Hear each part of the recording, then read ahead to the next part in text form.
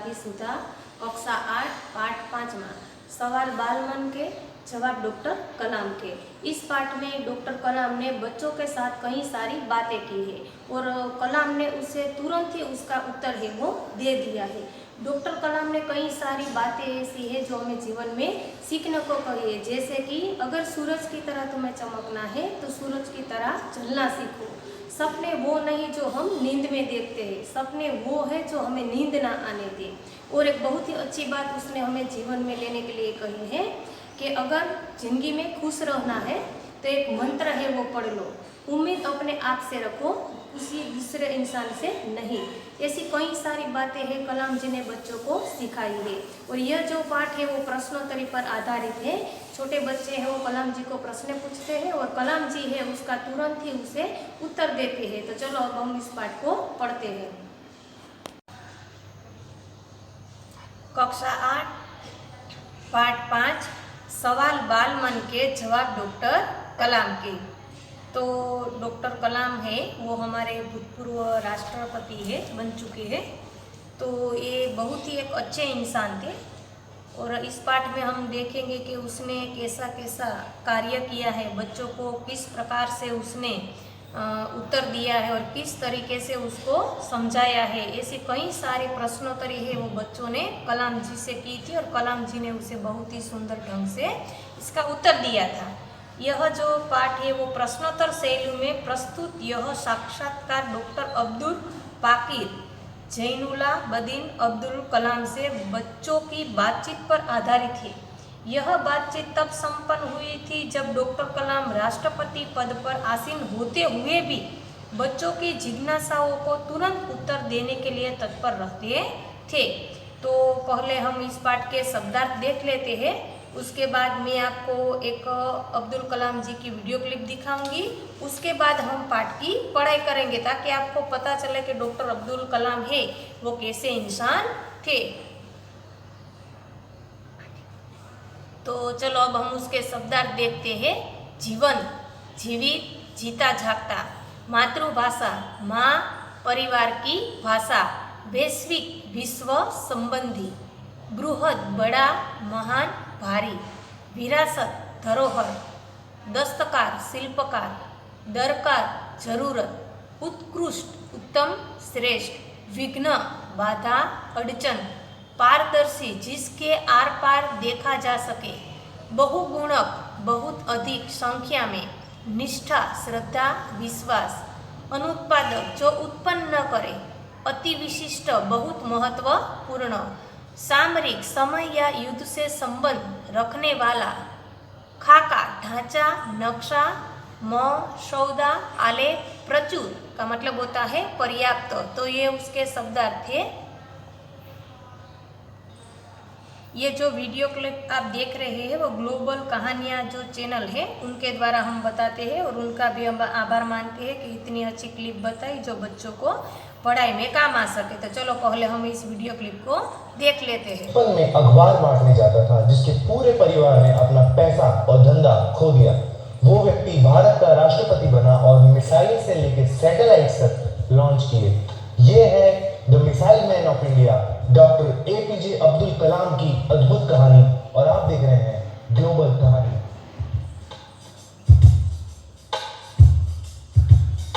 APJ Abdul कलाम का पूरा नाम अबुल पाकिर जैनुलाब्दीन अब्दुल कलाम था।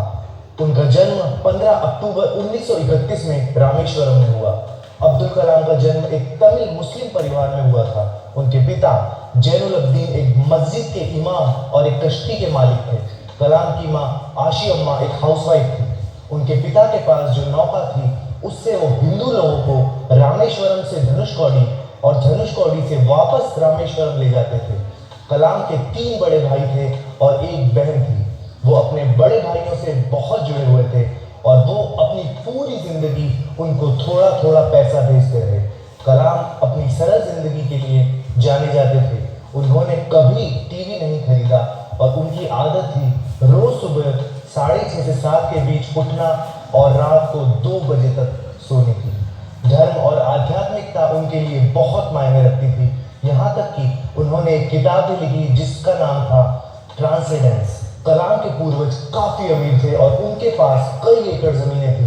जब पंबन पुल का निर्माण हुआ तब उनके परिवार ने लोगों को लाने ले जाने का व्यापार पूरा खो दिया, क्योंकि अब पुल होने की वजह से कश्ती की लोगों को जरूरत नहीं रही। इस घटना के बाद उनका व्यापार तो तहस नहस हुआ ही सही, लेकिन साथ ही साथ उनके पैसे और जमीनें भी धीरे धीरे खत्म हो गई। कलाम के जन्म होने तक उनका परिवार पूरा गरीब हो चुका था और कलाम को छोटी उम्र में ही अखबार बांटने जाना पड़ा। जब वो स्कूल गए तब उनके अंक काफी साधारण आते थे, लेकिन शिक्षकों के द्वारा उनको हमेशा एक गजब और मेहनती छात्र बोला गया और उनमें हमेशा एक चाहत थी पढ़ने की। वो हमेशा गणित पर घंटों तक काम करते थे। श्वार्ट्ज हायर सेकेंडरी स्कूल में उनकी पढ़ाई होने के बाद वो तिरुचिरापल्ली चले गए, जहां पर उन्होंने सेंट जोसेफ्स कॉलेज में दाखिला लिया और वो 1954 में फिजिक्स के ग्रेजुएट बने। 1955 में मद्रास चले गए और aerospace engineering Madras institute of technology से उन्होंने की। जब वो प्रोजेक्ट पर काम कर रहे थे तब उनके कॉलेज के अध्यक्ष ने उनकी प्रगति देखी और वो उससे बिल्कुल प्रभावित नहीं हुए और उन्होंने कलाम को बुलाया और बोला, अगर तुमने 3 दिन के अंदर अपना प्रोजेक्ट पूरा नहीं करा तो तुम्हारी स्कॉलरशिप वापस ले ली जाएगी। कलाम को इंडियन एयरफोर्स ज्वाइन करने की बहुत इच्छा थी, लेकिन वो सिर्फ एक पोजीशन से रह गए। वो 9वें स्थान पर थे और सिर्फ 8 पोजीशंस खाली थी। मद्रास इंस्टीट्यूट ऑफ टेक्नोलॉजी से 1960 में पढ़ाई खत्म करने के बाद कलाम एरोनॉटिकल डेवलपमेंट एस्टेब्लिशमेंट के साथ जुड़ गए। वहां पर वो एक साइंटिस्ट की तरह जुड़े। उन्होंने अपना करियर एक छोटे होवरक्राफ्ट के डिजाइन से चालू किया। कलाम इनकोस्पार कमेटी में भी शामिल थे, जहां उन्होंने विक्रम साराभाई के अधीन काम किया। विक्रम साराभाई एक बहुत ही जाने माने स्पेस साइंटिस्ट थे। फिर 1969 में कलाम को इसरो यानी इंडियन स्पेस रिसर्च ऑर्गेनाइजेशन में तबादला हो गया। इसरो में वो इंडिया के पहले सैटेलाइट लॉन्च व्हीकल जो कि SLV-3 में प्रोजेक्ट डायरेक्टर थे। इस व्हीकल ने रोहिणी सैटेलाइट को धरती के ऑर्बिट में रखा। कलाम ने फिर एक्सपांडेबल रॉकेट प्रोजेक्ट पर अकेले ही काम करना शुरू कर दिया, लेकिन 1969 में भारत सरकार ने उनके प्रोजेक्ट को अनुमति दे दी और कहा कि उनके प्रोजेक्ट पर एक टीम भी बनाई जाए। 1963 में वो नासा रिसर्च सेंटर में भी गए। राजा रामन्ना ने कलाम को बुलाया भारत का पहला परमाणु परीक्षण स्माइलिंग बुद्धा को देखने के लिए। कलाम ने प्रोजेक्ट डेविल और प्रोजेक्ट वेलिएंट पर भी काम किया और इन प्रोजेक्ट्स में उन्होंने बैलिस्टिक मिसाइल्स बनाई। यूनियन कैबिनेट ने कलाम के प्रोजेक्ट्स को अनुमति नहीं दी थी, लेकिन फिर भी प्रधानमंत्री इंदिरा गांधी ने गुप्त रूप से उनको धन दिया ताकि उनके एरोस्पेस के प्रोजेक्ट्स पूरे हो सके। ये कार्यक्रम जारी रहेगा इस अंतराल के बाद। क्या गुप्त प्रोजेक्ट्स के बारे में बताया और इनकी महत्वपूर्णता समझाई। इन सब चीजों ने कलाम का नाम बहुत ऊंचा कर दिया। इसीलिए भारत सरकार ने उनको उच्च मिसाइल प्रोग्राम्स चालू करने के लिए बोला। काफी सारे मिसाइल प्रोग्राम्स में भागीदार रहने की वजह से उनको मिसाइल मैन ऑफ इंडिया भी कहा जाता है। अग्नि मिसाइल और पृथ्वी मिसाइल को बनाने में कलाम का बहुत ही बड़ा योगदान था। पृथ्वी और अग्नि मिसाइल्स की बहुत आलोचना हुई क्योंकि उनको बनाने में काफी समय और पैसा लगा और इसका मैनेजमेंट ठीक से नहीं हो पाया। 1992 से लेकर 1999 तक वो चीफ साइंटिफिक एडवाइजर रहे और इस दौरान पोखरण 2 न्यूक्लियर परीक्षण भी किया। इस न्यूक्लियर परीक्षण ने मीडिया में कलाम का नाम काफी ऊंचा कर दिया था, लेकिन साइट के डायरेक्टर के संथनम ने कहा कि थर्मोन्यूक्लियर बॉम्ब का परीक्षण अपेक्षित परिणाम नहीं दे पाया और ये एक असफल घटना थी और उन्होंने कलाम की आलोचना की और कहा कि जो उन्होंने रिपोर्ट दी है वो गलत है। लेकिन फिर चिदम्बरम और कलाम दोनों ने इस बात को खारिज कर दिया। फिर कलाम की जिंदगी में एक बहुत ही बड़ा मोड़ आया। 10 जून 2002 को NDA यानी नेशनल डेमोक्रेटिक अलायंस ने कलाम को राष्ट्रपति के लिए नॉमिनेट किया। समाजवादी पार्टी और नेशनलिस्ट कांग्रेस पार्टी दोनों ने इस बात का समर्थन किया और फिर वो भारत के 11वें राष्ट्रपति बने। 2002 में चुनाव हुआ और कलाम ने विशाल जीत हासिल की। उनको 9 लाख से भी ज्यादा वोट्स मिले और उनके प्रतिद्वंदी लक्ष्मी सहगल को करीबन 1 लाख वोट ही मिल पाए। ये जीत बहुत ही बड़ी जीत थी। कलाम को भारत का सबसे बड़ा सिविलियन सम्मान भी दिया गया, भारत रत्न। भारत रत्न के साथ साथ उनको पद्म विभूषण और पद्म भूषण से भी सम्मानित किया गया। जब तक वो प्रेसिडेंट बने रहे तब तक वो लोगों के प्रेसिडेंट के नाम से प्रचलित हुए। जब उनके 5 साल राष्ट्रपति के तौर पे खत्म हो गए तब उन्होंने अपने वापस राष्ट्रपति बनने की इच्छा प्रकट की, लेकिन ये बोलने के 2 ही दिन बाद उन्होंने फैसला लिया कि वो प्रेसिडेंशियल इलेक्शन में खड़े नहीं होंगे। इसके बाद वो शिलोंग, इंदौर और अहमदाबाद के IIM के विजिटर प्रोफेसर बन गए। वो Indian institute of space science technology Thiruvananthapuram के चांसलर बने और अन्ना यूनिवर्सिटी में एरोस्पेस इंजीनियरिंग के प्रोफेसर भी बने और भी उन्होंने कई इंस्टीट्यूट ज्वाइन किए। 2012 में भारत के जवान लोगों के लिए उन्होंने एक प्रोग्राम बनाया, what can I give movement. ये प्रोग्राम भ्रष्टाचार को खत्म करने के लिए था। कलाम ने काफी सारी बुक्स भी लिखी जैसे India 2020, wings of fire, ignited minds, और ये सारी बुक्स काफी पॉपुलर हुई। 27 जुलाई 2015 में कलाम शिलोंग चले गए जहां पर उनको creating a liveable planet earth पर लेक्चर देना था। ये लेक्चर उनको IIM शिलोंग में देना था। जब वो सीढ़ी चढ़ रहे थे तब उनको कुछ बेचैनी सी हुई और ऑडिटोरियम में जाने के बाद उन्होंने थोड़ा आराम किया। 6:35 पर लेक्चर शुरू होने के सिर्फ 5 मिनट ही हुए थे और वो गिर गए। उनको फिर बेथनी हॉस्पिटल में भर्ती कराया और वो 7:45 पर दुनिया छोड़कर चले गए। उन्होंने अपने आखिरी शब्द श्रीजन पाल सिंह से बोले। उन्होंने कहा, funny guy, are you doing well? APJ Abdul Kalam सबके लिए एक प्रेरणा का स्रोत बने हुए हैं, खासकर। चलो अब हमने वीडियो क्लिप है वो अब्दुल कलाम जी की देख ली है। अब पाठ की पढ़ाई करते हैं। प्रश्नकर्ता R. अरविंद, कक्षा 3, सेंट मेड स्कूल, चेन्नई। क्या आप अपने बचपन की कोई यादगार घटना हमें सुना सकते हैं? इन्हें पूछे છે। R. અરવિંદ, ધોરણ 3, સેન્ટ મેડ સ્કૂલ્સ એટલે કે શાળા, ચેન્નઈ। શું તમે અમને તમારા બાળપણની કોઈ યાદગાર ઘટના સંભળાવી શકો છો? હવે એક બાળક છે અબ્દુલ કલામને પ્રશ્ન પૂછે છે કે તમારા બાળપણની કોઈ ઘટના છે એ તમે અમને સંભળાવી શકો છો? તો ત્યારે ડૉક્ટર કલામ છે એને એક ઘટના કહે છે। डॉक्टर कलाम, कक्षा 5वीं के मेरे शिक्षक श्री शिव सुब्रमण्यम अय्यर की एक बात मुझे याद है। एक दिन कक्षा में वे हमें यह बता रहे थे कि कोई पक्षी कैसे उड़ता है। उन्होंने हमें रामेश्वर के समुद्र तट पर ले जाकर इसका जीवंत उदाहरण दिया। वह ऐसी यादगार घटना थी जो मेरे मन मस्तिष्क में हमेशा के लिए बैठ गई। इसी से मुझे आगे विज्ञान पढ़ने की प्रेरणा मिली। डॉक्टर कलाम कहे છે કે ધોરણ 5ના મારા શિક્ષક શ્રી શિવ સુબ્રમણ્યમ અય્યરની એક વાત મને યાદ છે। એક દિવસ વર્ગમાં અમને તે કહી રહ્યા હતા કે પક્ષી કેવી રીતે ઉડે છે। તેમણે એમને રામેશ્વરના સમુદ્ર તટે લઈ ગયા। ત્યાં તેમણે જીવંત ઉદાહરણ બતાવ્યું।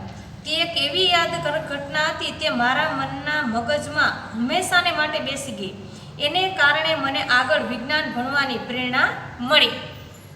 હવે બીજો જે પ્રશ્નકર્તા છે પ્રશ્ન પૂછે છે કલામજીને। પ્રશ્નકર્તા સરયુ મકર, કક્ષા 5, वाल्मीकि नगर, हिंदी माध्यमिक शाला, नागपुर।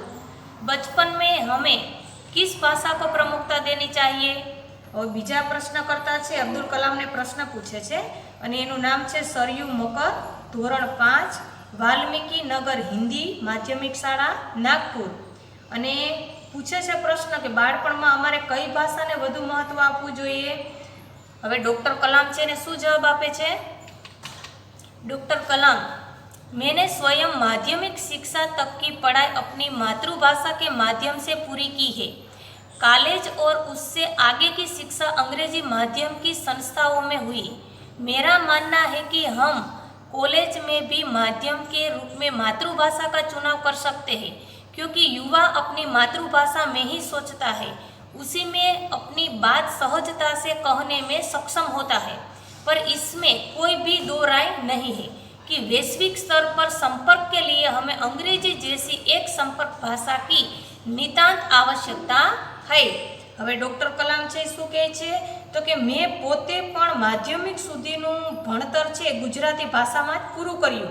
કોલેજ અને તેના કરતાં આગળનો અભ્યાસ મેં અંગ્રેજી માધ્યમની સંસ્થામાં કર્યું હતું। મારું એવું માનવું છે કે આપણે ગુજરાતી ભાષામાં પણ કોલેજ છે એ કરી શકીએ, કારણ કે યુવાન છે એ પોતાની માતૃભાષા એટલે કે ગુજરાતીમાં જ વિચારે છે, તેમાં જ તે પોતાની વાત સારી રીતે પ્રકટ કરી શકે છે. વિશ્વ સ્તરે સંપર્ક જાળવવા માટે અંગ્રેજી જેવી વિદેશી ભાષા પણ જાણવી જરૂરી છે. એટલે ડૉક્ટર કલામ છે એ બાળકોને સમજાવે છે કે ભાઈ આપણી જે ભાષા હોય છે, જે મુખ્ય ભાષા માતૃભાષા હોય, તો આપણે બીજા સાથે સારી રીતે માતૃભાષા ગુજરાતીમાં જ સારી રીતે આપણે વાત કરી શકતા હોઈએ છીએ, તો આપણે એની પસંદગી કરીએ. પણ આપણે જો વિદેશમાં કે ક્યાંય બહાર જવાનું થાય તો બીજી ભાષા પણ આપણને આવડતું હોય અથવા તો આપણે શીખી હોય તો આપણને ત્યાં ફાયદાકારક થતી હોય છે. એટલે બીજી ભાષા શીખવી એ પણ સારી બાબત છે. એટલે આપણે બીજે ક્યાંય વિદેશમાં કે જઈએ તો આપણે કોઈ સમસ્યા ઊભી થતી નથી. પ્રશ્ન પૂછે છે प्रश्नकर्ता अर्श पटेल, कक्षा 5, चंदूलाल विद्या मंदिर, मुंबई। ये शु प्रश्न पूछे छे, यदि हम आपकी तरह बनना चाहे तो हमें क्या करना चाहिए? डॉक्टर कलाम, जब आप युवा अवस्था में कदम रखें तभी आपके जीवन में लक्ष्य निर्धारित कर लेना होगा। हमेशा कुछ बड़ा सोचो। जैसे ही यह अनुभूति होगी कि आप आखिर बनना क्या चाहते हैं, तभी से उस दिशा में प्रयास और श्रम प्रारंभ कर दो। कहने का अर्थ है कि जी तोड़ मेहनत करो। जो आप आगे ही और बढ़ोगे, आपका सामना बाधाओं तथा कठिनाइयों से होगा। आपको अपने अंदर दृढ़ साहस पैदा करना होगा। समस्याओं को पराजित करने में महारत हासिल करनी होगी, तभी जीवन में सफल हो पाओगे। पहले यह जरूरी है कि आप निरंतर ज्ञान अर्जित करो। હવે ડૉક્ટર કલામ છે શું કહે છે, એને એક પ્રશ્ન કરતા પ્રશ્ન પૂછે છે હર્ષ પટેલ, ધોરણ 5, ચંદુલાલ વિદ્યા મંદિર, મુંબઈ. શું પ્રશ્ન પૂછે છે કે જો અમારે તમારી જેમ બનવું હોય તો અમારે શું કરવું જોઈએ? તો ડૉક્ટર કલામ એને જવાબ આપે છે કે જ્યારે તમે યુવાન અવસ્થામાં પગ મૂકો ત્યારે તમારું લક્ષ્ય નક્કી કરી લેવું પડશે. હંમેશા કંઈક મોટું વિચારો. જ્યારે તમને એ અનુભવ થાય કે તમારે શું બનવું, ત્યારથી જ તે દિશામાં પ્રયત્ન અને મહેનત શરૂ કરી દેવી. તેમાં આવનારી મુસીબતો ઉપર વિજય મેળવવાથી જીવનમાં સફળતા મળે છે. સામાન્ય આર્થિક સ્થિતિના બાળકો પણ સખત પરિશ્રમ કરીને અને સાહસથી આગળ વધીને મોટા માણસ બની જાય છે.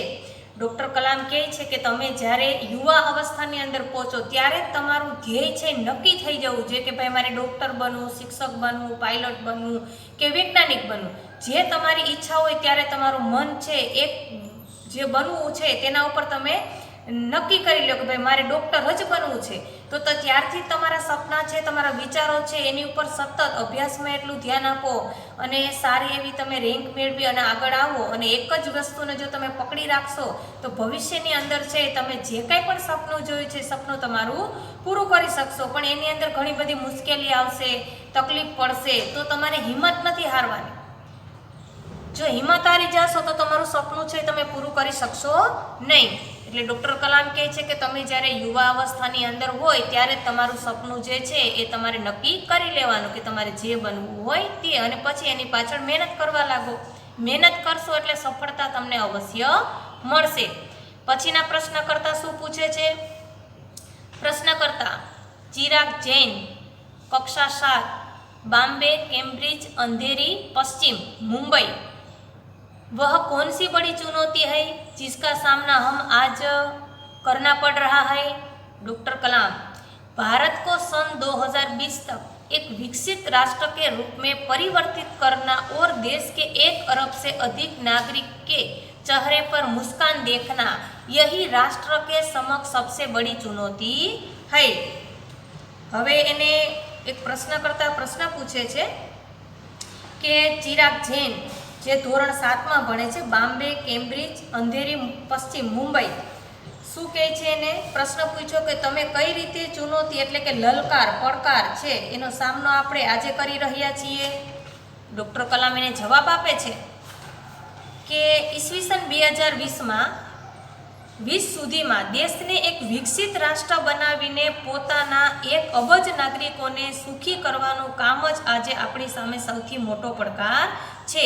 ગરીબનો ગરીબ જે છે આખા આપણે જે કંઈ ભારતની અંદર એ પણ સુખેથી જીવન જીવી શકે તો આપણે સમજી લેવાનું કે આપણો દેશનો વિકાસ થઈ ગયો છે. ગરીબ માણસ આગળ આવશે આપણા દેશની અંદર તો જ આપણો સાચા અર્થની અંદર છે એ વિકાસ થયો કહેવાય. પછીના પ્રશ્ન કરતા પ્રશ્ન પૂછે છે हर्ष चांडक कक्षा 7 डॉक्टर एस राधाकृष्णन विद्यालय मलाड मुंबई, आपकी दृष्टि में साहस की परिभाषा क्या है? डॉक्टर कलाम ने जवाब आपे छे अपनी जान की परवाह किए बिना दूसरों को संकट या आपदा से बचाना ही साहस है.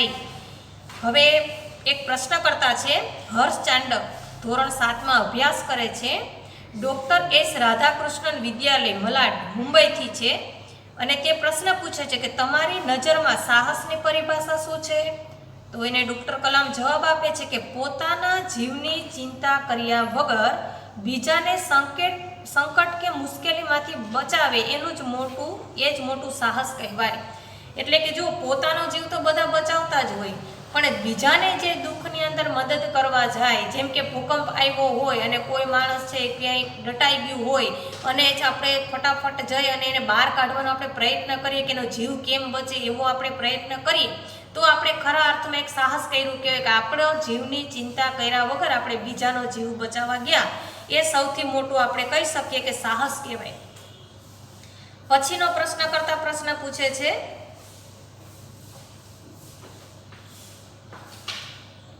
तरुण पटेल कक्षा 8 स्वामीनारायण इंडिपेंडेंट स्कूल लंदन, हम प्रवासी भारतीय मातृभाषा के प्रति गर्व की भावना कैसे विकसित करें? डॉक्टर कलाम ने इसका उत्तर दिया भारतीय मूल का कोई भी व्यक्ति एक बृहद भारतीय परिवार का अंग है और उसे हमारे देश की सांस्कृतिक विरासत पर गर्व है. सौभाग्य से आप लोग ऐसी स्थिति में है कि अपनी मातृभाषा से अच्छी तरह से जुड़े हुए हैं और यही आपके लिए गौरव की बात है. હવે એને પ્રશ્ન કરતા છે પ્રશ્ન પૂછે છે તરુણ પટેલ ધોરણ 8 સ્વામિનારાયણ ઇન્ડિપેન્ડન્ટ સ્કૂલ લંડન. એ શું પ્રશ્ન પૂછે છે? આપણે પ્રવાસી ભારતીય માતૃભૂમિને માટે ગૌરવની ભાવના કેવી રીતે વિકસિત કરીએ?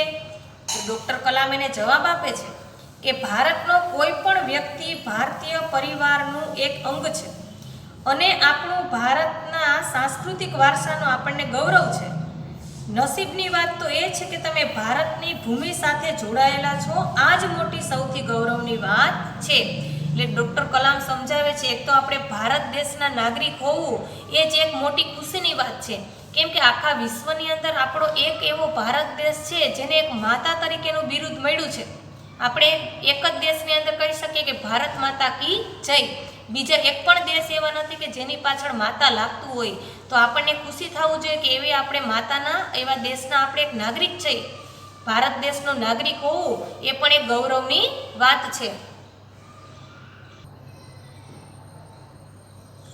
तो चलो उसके बाद हम अगले प्रश्न की ओर चलते हैं. उसमें क्या प्रश्न पूछा है? सत्यम कक्षा 10 जिला स्कूल मुंगेर, जो भी बच्चे आपसे मिलते हैं वे कहते हैं कि वे एक प्रसिद्ध वैज्ञानिक, इंजीनियर, डॉक्टर आदि बनना चाहते हैं, पर किसान, मजदूर और कलाकार की भी किसी राष्ट्र के लिए उतने ही महत्वपूर्ण है. हम ऐसे ही परिवारों में से आते हैं, हमारे लिए आपका क्या संदेश है?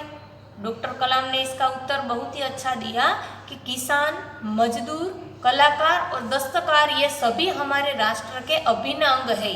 राष्ट्र निर्माण में हमें उन सभी की सेवाओं का समान रूप से दरकार है. आप सभी को चाहिए कि अपने अपने क्षेत्रों में खूब उन्नति करें. હવે ડૉક્ટર કલામને એક પ્રશ્ન કરતા છે સત્યમ નામનો એક છોકરો છે એ પ્રશ્ન પૂછે છે, ધોરણ 10માં ભણે છે, જિલ્લા સ્કૂલ મુંગેર.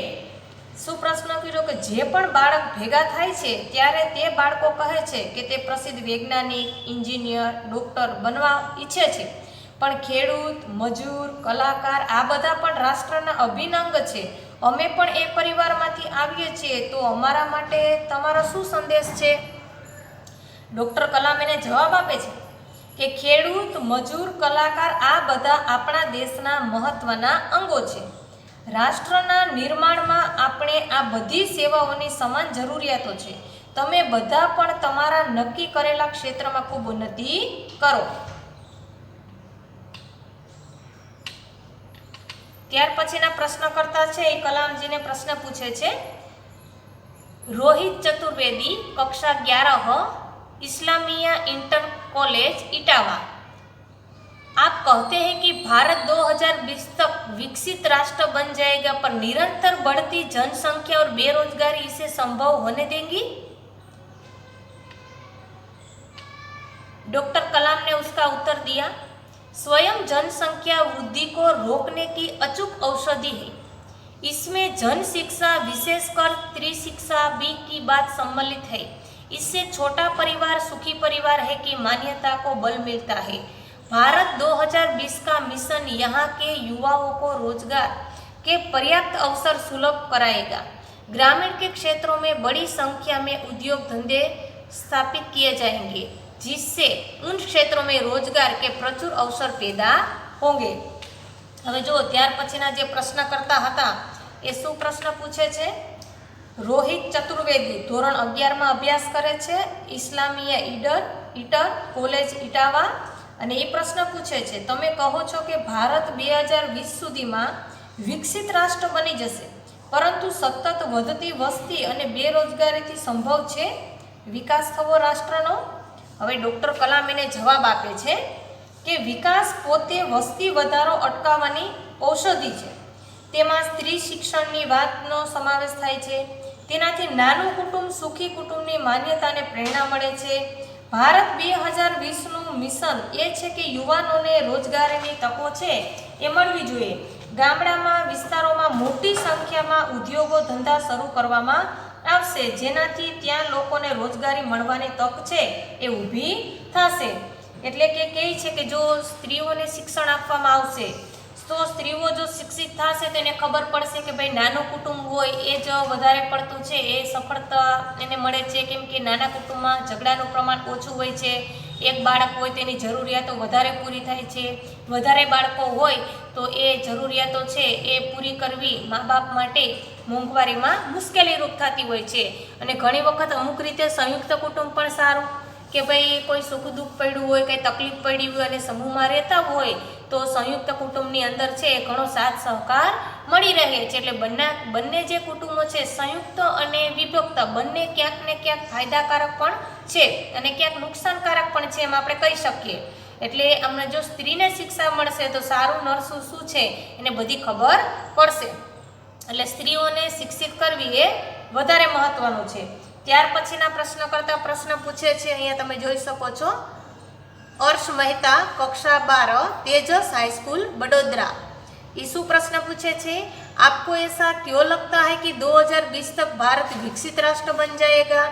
डॉक्टर कलाम ने उसका उत्तर दिया, भारत की जनसंख्या 1 अरब से अधिक है। इसमें 54 करोड़ लोग 25 वर्ष से कम आयु के हैं और हमारी राष्ट्रीय शक्ति है। भारत को 2020 तक विकसित राष्ट्र में परिवर्तित करने के लिए हमारे पास प्रचुर प्राकृतिक संसाधनों के साथ ही सुनियोजित खाका भी उपलब्ध है। 54 करोड़ युवाओं के विचारों की एकता निश्चय ही इसे विकसित राष्ट्र में परिवर्तित करने में सफल होगी। હવે પ્રશ્નકર્તા છે હર્ષ મહેતા, ધોરણ 12 તેજસ હાઈસ્કૂલ વડોદરા। શું પ્રશ્ન પૂછે છે, તમને એવું કેમ લાગે છે કે 2020 સુધીમાં ભારત વિકસિત રાષ્ટ્ર બની જશે? હવે ડૉક્ટર અબ્દુલ કલામ એને જવાબ આપે છે, ભારતની જનસંખ્યા એટલે કે વસ્તી 1 અબજ કરતાં વધારે છે, તેમાંથી 54 કરોડ લોકો 25 વર્ષની નાની ઉંમરના છે અને આ આપણી રાષ્ટ્રીય શક્તિ છે। ભારતને 2020 સુધીમાં વિકસિત રાષ્ટ્રમાં પરિવર્તન કરવા માટે ઘણી યોજનાઓ ઉપલબ્ધ છે। 54 કરોડ યુવાનના વિચારો એકતા નિશ્ચિત જે ભારતને વિકસિત રાષ્ટ્ર બનાવવામાં સફળતા મળશે। જેની પાસે 54 કરોડ જેટલા યુવાનો હોય એ દેશની એક તો મોટામાં મોટી બીજા દેશ કરતાં શક્તિ છે, આપણી પાસે વધારે કહી શકાય. અને જો આ દરેક યુવાન છે એ સારું વિચારશે, દેશ માટે કંઈક વિકસિત કરવાનો વિચાર કરશે, તો બીજા દેશ કરતાં આપણો દેશ છે ઘણો બધો આગળ નીકળી જશે. ત્યાર પછીનો પ્રશ્ન કરતા છે एस कार्तिक कक्षा 12 अमर ज्योति इंग्लिश स्कूल बंगलुरु. कई छात्रों के बड़े बड़े लक्ष्य होते हैं पर आर्थिक तथा अन्य समस्याओं के कारण वे इन्हें प्राप्त नहीं कर पाते. वे अपना लक्ष्य आखिर कैसे प्राप्त करें? डॉक्टर कलाम, स्कूल में पढ़ाई में अच्छा प्रदर्शन करने पर छात्रवृत्ति प्राप्त होगी. साथ ही उच्च शिक्षा के लिए बैंकों से ऋण लेने हेतु पात्रता भी बनेगी. जीवन में ऊंचा लक्ष्य निर्धारित करने पर बाधाएं तो आती ही है. हमें कठोर परिश्रम उत्कृष्ट कार्यों से इन्हें पराजित करना होगा. विघ्न बाधाओं से व्यक्ति की पराजित नहीं होनी चाहिए. શું કહે છે પ્રશ્નકર્તા? એને પ્રશ્ન પૂછે છે. એસ કાર્તિક, ધોરણ 12, અમર જ્યોતિ ઇંગ્લિશ સ્કૂલ બેંગ્લોર. શું પ્રશ્ન પૂછ્યો એને? કે ઘણા વિદ્યાર્થીઓના મોટા મોટા ધ્યેય હોય છે, પણ આર્થિક અને બીજી ઘણી સમસ્યાઓને કારણે તે ધ્યેય પ્રાપ્ત કરી શકતા નથી. વ્યક્તિ પોતાનું ધ્યેય કઈ રીતે પ્રાપ્ત કરે? ડૉક્ટર કલામ એને સરસ જવાબ આપે છે કે શાળામાં અભ્યાસમાં સારું પ્રદર્શન કરવા બદલ વિદ્યાર્થી શિષ્યવૃત્તિ મળશે. સાથે ઉચ્ચ શિક્ષણ માટે બેંકમાંથી લોન લેવાનો લાભ પણ મળશે. જીવનમાં ઊંચું લક્ષ્ય મેળવવા માટે મુશ્કેલીઓ તો આવશે જ, પણ એ કઠોર પરિશ્રમ અને ઉત્કૃષ્ટ કાર્યોથી તેને હાર અપાવવી પડશે. વિઘ્ન મુશ્કેલીઓથી વ્યક્તિએ હાર ન માનવી જોઈએ. જો દરેક સફળ વ્યક્તિ હોય છે એના જીવનની અંદર એને દુઃખ તો આવ્યું જ હોય છે, મુશ્કેલી પડી જ હોય છે, ત્યારે એને સફળતા છે એ મળી હોય છે. તો ગમે ત્યારે પણ કોઈ સમસ્યા ઊભી થાય તો હાર નહીં માનવાની, હિંમત રાખવાની. અભ્યાસની અંદર જો સારું પ્રદર્શન કરશે, સારો અભ્યાસ કરશે તો એને બેંકમાંથી લોન પણ મળશે. લોન મળશે અને એ અભ્યાસ કરી અને સારી એવી નોકરી મેળવશે. પછી લોન છે એ બેંકમાં ભરપાઈ કરી દેશે.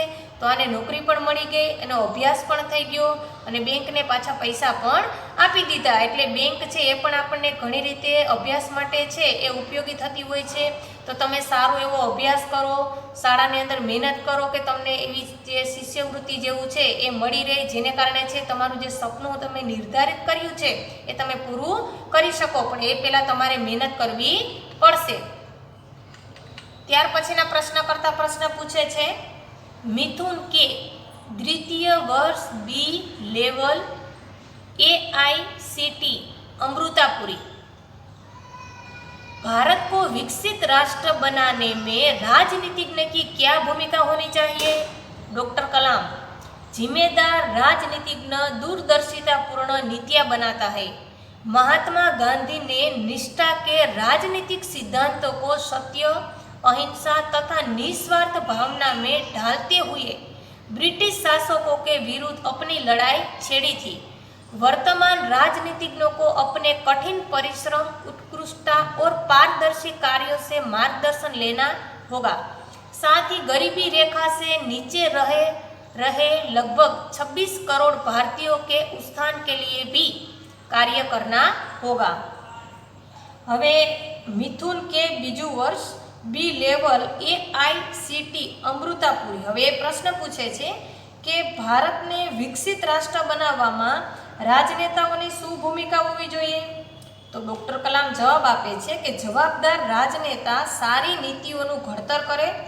મહાત્મા ગાંધી નિષ્ઠા અને પ્રામાણિકતા અને અહિંસા અને નિસ્વાર્થ ભાવનાથી બ્રિટિશ શાસનો સામે લડાઈઓ લડી હતી.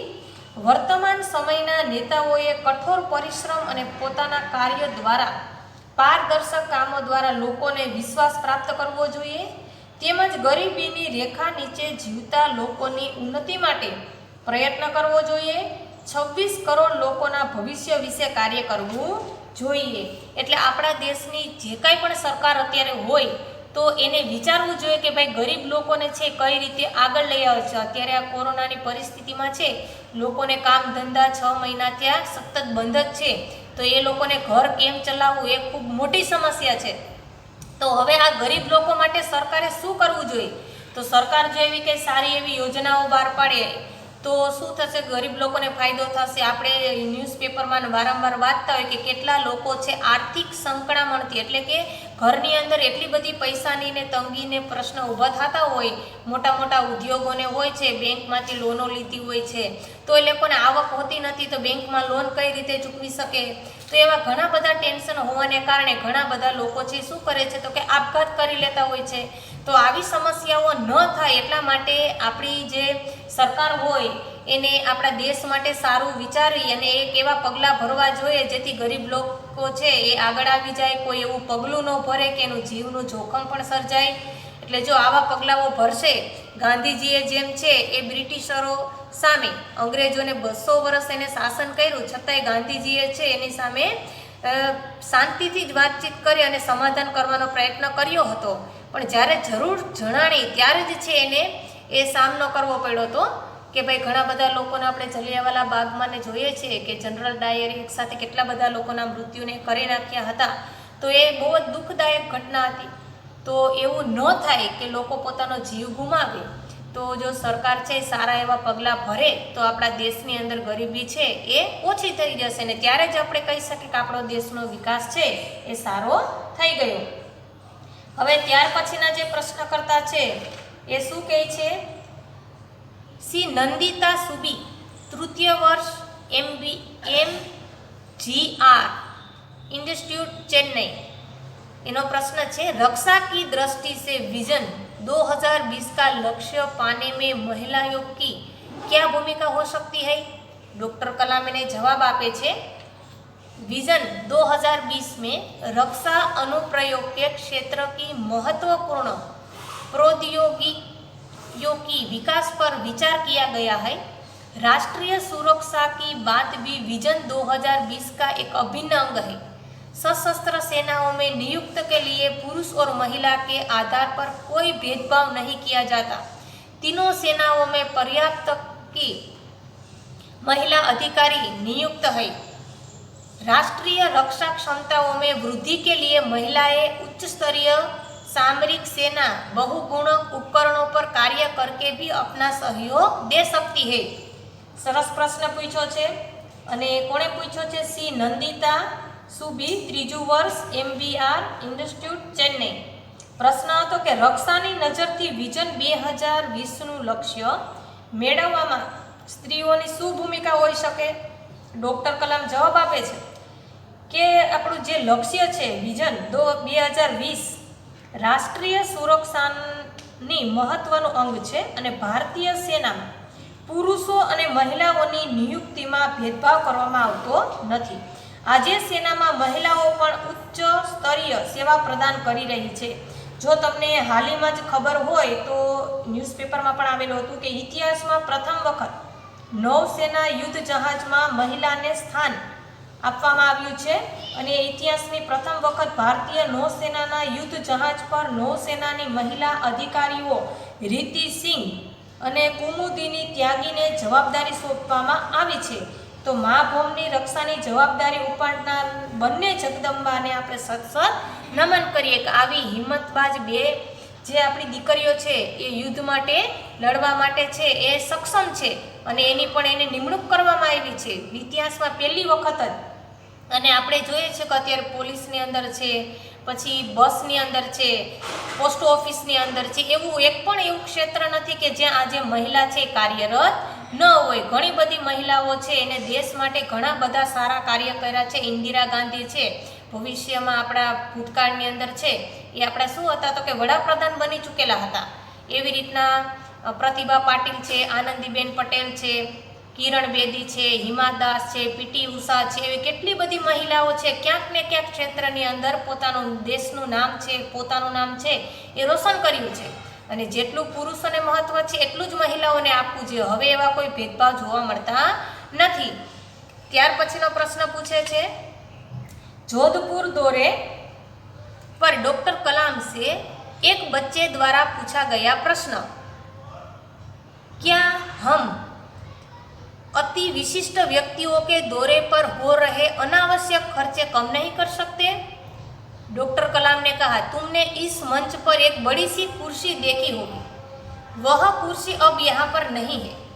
ठीक ऐसे ही अनुत्पादक चीजों पर हो रहे अनावश्यक खर्च भविष्य में नहीं होंगे। હવે એક પ્રશ્નકર્તા એને પ્રશ્ન પૂછે છે, જોધપુરનો છે, જોધપુરના દોરા ઉપર જ્યારે ગયા હતા ત્યારે ડૉક્ટર કલામને એક બાળકને પ્રશ્ન પૂછ્યો કે શું આપણે મહત્વની વ્યક્તિઓના બહાર જવાના ખર્ચા ઓછા ન કરી શકીએ? એટલે કે જ્યાં નેતાઓ અને વડાપ્રધાનો જે બહાર ફરવાને જતા હોય છે એટલા બધા જે ખર્ચાઓ એની પાછળ થાય છે, તો એ બાળકે કીધું કે આપણે ખર્ચા ઓછા ન કરી શકીએ તો દેશને કંઈક ફાયદો થાય? ડૉક્ટર કલામે જવાબ આપ્યો કે તમે આ મંચ ઉપર એક મોટી ખુરશી તો જોઈ હશે, તે ખુરશી હવે અહીંયા નથી. ઠીક તેમજ અનુત્પાદક એટલે કે જે ઉત્પન્ન ન કરી શકીએ તેવી વસ્તુઓ પર ખર્ચ થઈ રહ્યો છે તેવી વસ્તુ માટે ભવિષ્યમાં ખર્ચ નહીં થાય.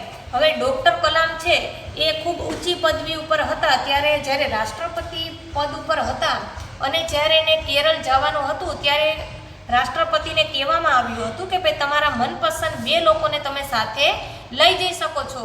તો ડૉક્ટર અબ્દુલ કલામે 2 એવી વ્યક્તિને પસંદ કરી છે કે એનો આપણે નામ સાંભળીએ તો પણ આપણને આશ્ચર્ય થાય કે આવા રાષ્ટ્રપતિ કક્ષાની વ્યક્તિ અને એને એક જ્યાં પોતે રહેતા ત્યાં એક મોચી બૂટ પોલિશ કરતો એક મોચીને પસંદ કર્યો અને બીજું એની બાજુમાં એક નાની એવી હોટલ હતી, એનો માલિક નાની એવી સાવ હોટલ હતી એને એક પસંદ કર્યો કે ભાઈ હું એક આ મોચીને અને એક આ હોટલ જે ચલાવે છે એને માલિકને એ બેને હું મારી સાથે લઈ જવા માગું છું. તો આપણે એના વિચાર જોઈએ તો આપણને એમ થાય કે આટલી ઊંચી કક્ષાની વ્યક્તિ અને મોચી અને નાને એવા હોટલના વ્યક્તિને પોતાની સાથે ત્યાં લઈ જાય છે તો આ એક એની સારી અને એક મહાનતા કહેવાય કે એની અંદર કોઈ પણ પ્રકારની ભેદભાવની વૃત્તિ નથી.